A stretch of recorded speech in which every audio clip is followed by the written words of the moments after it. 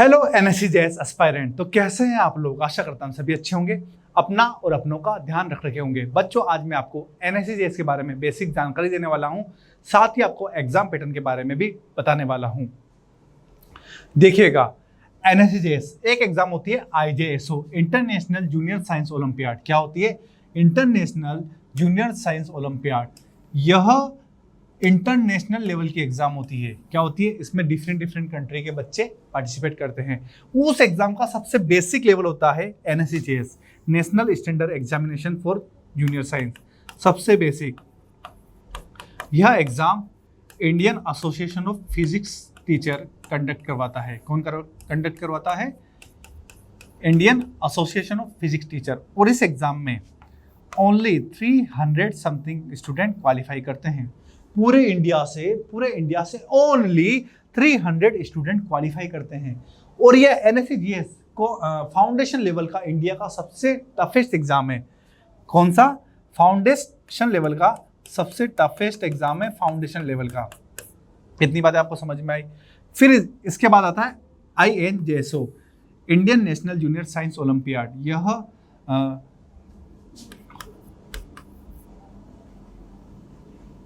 Homi Bhabha Centre for Science. यह exam Homi Bhabha Centre for Science आपका conduct करवाता है। फिर उसके बाद जो इसमें क्वालिफाई करता है वह इस एग्जाम को देता है। INJSO, Indian National Junior science Olympiad, जो कि Homi Bhabha Centre for Science conduct करवाता है। जो इस एग्जाम में क्वालिफाई होता है वह ओसीएससी देता है, फिर वह पीडीटी देता है, और एंड में IJSO, International Junior science Olympiad, International Junior science Olympiad exam होता है। ठीक है, यह कौन कंडक्ट करवाता है? यह हर साल डिफरेंट कंट्री कंडक्ट करवाती है। डिफरेंट कंट्री हर साल इसको कंडक्ट करवाती है। ठीक है, इतनी बातें आपको समझ में आ रही है? इतनी बातें समझ में आ रही है आपको किस प्रकार से इस एग्जाम का लेवल बनाया हुआ है। और इस लेवल पे ना इंडिया के टॉप मक्खन बच्चे कह सकते हैं, इंडिया के टॉप बच्चे यहाँ पे जाते हैं। आगे बात करते हैं eligibility criteria for junior science olympiad 2025। Date of birth between 1 January 2010 and 31 December 2011। यदि आपका जन्म 1 जनवरी 2010 से 31 दिसंबर 2011 के बीच में हुआ है तो आप इसके लिए क्या कर सकते हैं? अप्लाई कर सकते हैं इन क्लास, या फिर आप 8, 9, 10 में भी पढ़ रहे हो, लेकिन आपका बर्थ डेट इनके बीच में होना चाहिए। इतनी बातें समझ में आई। एग्जाम पैटर्न की बात करते हैं। तो एग्जाम पैटर्न की बात करते हैं तो इसमें आपसे साइंस पूछी जाती है। साइंस में भी देखिएगा सब्जेक्ट आप फिजिक्स, केमिस्ट्री एंड बायोलॉजी। ठीक है, इसमें 16 क्वेश्चन पूछे जाते हैं, जिसके कितने 20 क्वेश्चन तीनों सब्जेक्ट के होते हैं। 20 क्वेश्चन इस सब्जेक्ट के, 20 क्वेश्चन इस सब्जेक्ट के, 20 क्वेश्चन इस सब्जेक्ट के होते हैं। लेवल की बात करेंगे तो यदि आप 8, 9, 10 में पढ़ रहे हैं तो एनएससी जेएस क्वालिफाई करने के लिए आपको 11, 12 की एनसीईआरटी को अच्छे से पढ़ना पड़ेगा। साथ ही बुक का नाम आप सुन लीजिएगा, कैंपबेल आती है बायोलॉजी में। लेकिन आपको बेसिक क्या करना है? बेसिक तो आपको एनसीईआरटी करना है। क्या करना है? एनसीईआरटी करना है। एग्जाम पैटर्न क्या होता है? आपका ऑब्जेक्टिव होता है। एग्जाम पैटर्न की बात करें तो एग्जाम कैसा होता है? आपका ऑब्जेक्टिव होता है, जिसके अंदर कितने सेक्शन होते हैं? 2 सेक्शन होते हैं, section A and section B. Section A की बात करेंगे तो सेक्शन ए में सिंगल चॉइस क्वेश्चन आते हैं। ठीक है, सिंगल करेक्ट क्वेश्चन आते हैं। एंड सेक्शन बी में आपका मल्टीपल चॉइस क्वेश्चन आते हैं। ठीक है, इसके अंदर सिंगल आंसर सही होता है, उसके अंदर मल्टीपल आंसर सही होते हैं। ठीक है, हर मार्क्स पे सेक्शन ए का हर क्वेश्चन कितने मार्क्स का होता है? 3 मार्क्स का। और सेक्शन बी का हर क्वेश्चन कितने मार्क्स का होता है? आपका 6 मार्क का। नेगेटिव मार्किंग होती है क्या सर? हाँ जी बच्चों, नेगेटिव मार्किंग होती है। हर गलत आंसर पे सेक्शन ए में से आपका एक आंसर या एक नंबर काटा जाएगा। यदि आप सेक्शन ए के क्वेश्चन को गलत करते हैं तो आपका 1/3 माइनस मार्किंग है। क्या है? 1/3 माइनस मार्किंग है। यानी कि हम सुनिएगा, हर गलत क्वेश्चन पे आपका 1 मार्क्स काटा जाएगा। कितना मार्क्स काटा जाएगा? 1 मार्क्स। और सेक्शन बी में नेगेटिव मार्किंग नहीं है, सेक्शन बी में नेगेटिव मार्किंग नहीं है, लेकिन नेगेटिव मार्किंग नहीं है लेकिन मल्टीपल आंसर सही होने चाहिए। नेगेटिव मार्किंग नहीं है लेकिन सेक्शन बी में बच्चों आपके मल्टीपल चॉइस क्वेश्चन में मल्टीपल आंसर सही होने चाहिए, तभी आपको 6 मार्क्स मिलेंगे। बातें समझ में आ रही है? तो कुछ इस प्रकार का पैटर्न है। सेक्शन ए की बात करेंगे, इधर देख लो, सेक्शन ए की बात करेंगे, सेक्शन ए और ये सेक्शन बी। सेक्शन ए में 48 क्वेश्चन होते हैं, 16 आपके फिजिक्स के, 16 आपके केमिस्ट्री के एंड 16 आपके बायो के होते हैं क्वेश्चन। तो ओवरऑल कितने क्वेश्चन हो गए? 48 क्वेश्चन।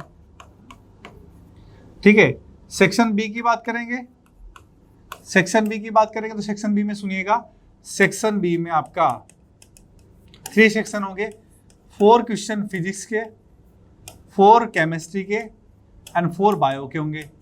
ठीक है, यानी कि 12 क्वेश्चन ओवरऑल इसमें हो गए, यानी कि 48 और 12 ओवरऑल क्वेश्चन कितने आते हैं? 16 क्वेश्चन इसमें पूछे जाते हैं। इतनी बात आपको समझ में आई?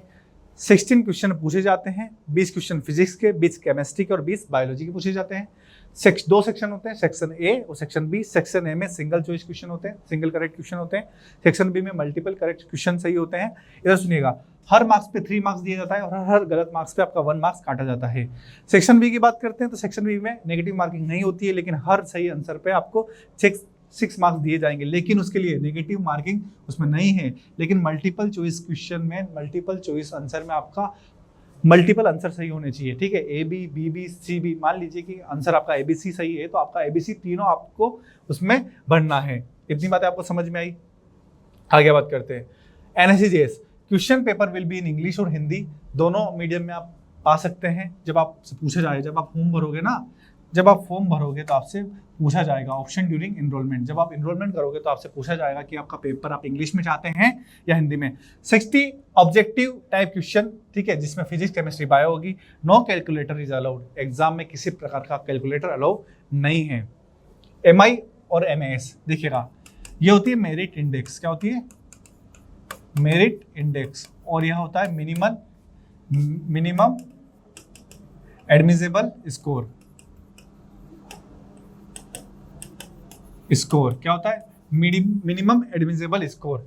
मेरिट इंडेक्स कैसे बनती है? जो टॉप 10 बच्चे होते हैं, जो टॉप 10 बच्चे होते हैं, ठीक है, उनका एवरेज स्कोर लिया जाता है। क्या लिया जाता है?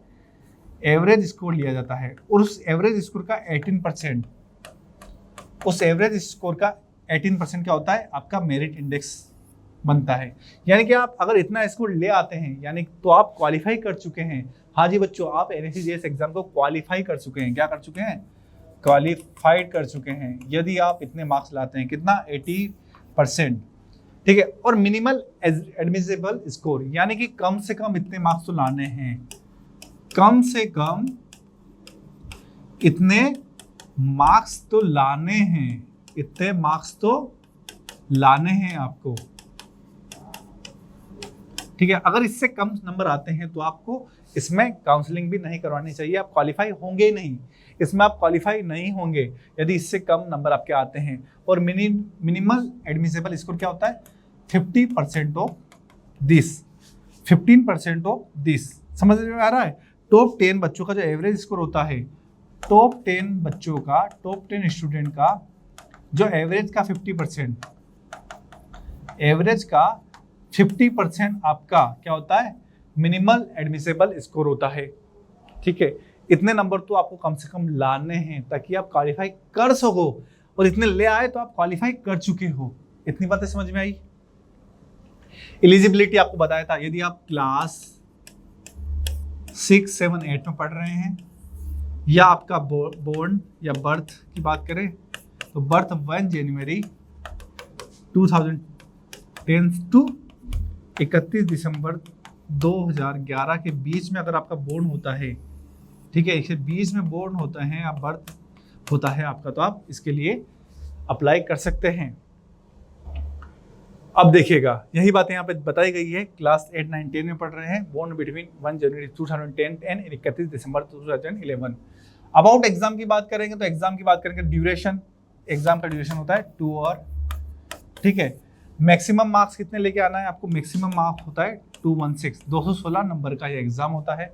नंबर ऑफ क्वेश्चन कितने होते हैं, 16 होते हैं। कितने होते हैं, 60 होते हैं, ठीक है।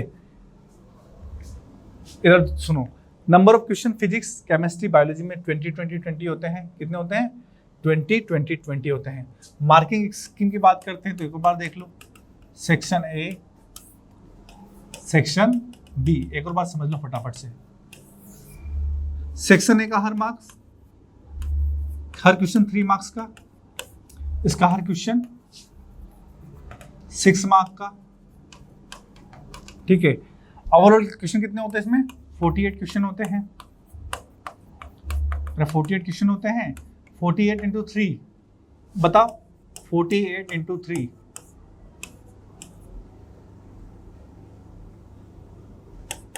ठीक है, 144 मार्क्स का यह सेक्शन होता है। इधर बात करते हैं 6 क्वेश्चन, नंबर ऑफ क्वेश्चन कितने होते हैं इसमें बताओ, 12 इंटू 6 बराबर 72, यानी कि हम बात करें 144 and 72, यानी कि ओवरऑल 216 मार्क्स का आपका यह पेपर होता है। 216 मार्क्स का यह पेपर होता है, ठीक है। इतनी बात आपको समझ में आई। हर गलत क्वेश्चन पे आपकी -1 नेगेटिव मार्किंग होगी, -1 नेगेटिव मार्किंग आपकी होगी। इतनी बातें आपको समझ में आई। और यहाँ हम बात करते हैं तो यहाँ पे नेगेटिव मार्किंग आपकी नहीं होती है, नेगेटिव मार्किंग नहीं होती है, ठीक है, ओके। चलिए, आपको समझ में आया, ठीक है। मैंने आपको एग्जाम पैटर्न समझा दिया, किस सब्जेक्ट से कितने क्वेश्चन पूछे जाएंगे ये बता दिया, आपको एग्जाम को किस प्रकार से अटेम्प्ट करना है। मेरी बात ध्यान से सुनिएगा, सेक्शन बी में माइनस मार्किंग नहीं है तो आप तो करके आओ। मल्टीपल चॉइस क्वेश्चन है पता है, लेकिन आप मल्टीपल चॉइस क्वेश्चन पढ़ो और अच्छे से करके आओ, और सेक्शन बी के क्वेश्चन को छोड़ना नहीं है, ठीक है। सेक्शन ए में आपको पढ़ के समझ के तुक्के नहीं लगाने हैं, सेक्शन ए के क्वेश्चन को आपको तरीके से करना है। नवंबर दिसंबर भी टाइम है आपके पास। सर कहाँ से स्टार्ट करें, मेरी बात सुन लो।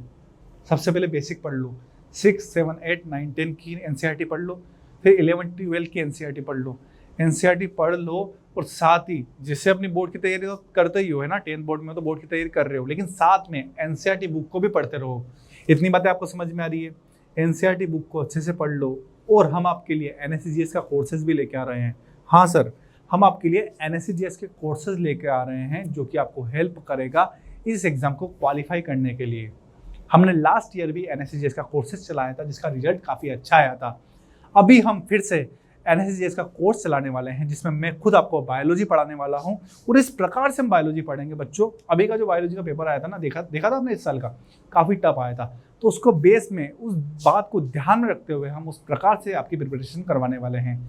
कुछ नहीं, एनसीईआरटी को अच्छे से पढ़ेंगे, 11-12 की एनसीईआरटी को अच्छे से पढ़ेंगे, अप्लाइड क्वेश्चन काफ़ी ज़्यादा आते हैं, उनकी प्रैक्टिस भी करेंगे। कितनी बातें आपको समझ में आ रही है, ठीक है। और भी कुछ इन्फॉर्मेशन आपको एनएससीजीएस के रिगार्डिंग चाहिए हो तो प्लीज़ कमेंट करिएगा, और आपको अगर यह कंटेंट और वीडियो अच्छी लगी हो तो वीडियो को लाइक करिएगा। धन्यवाद।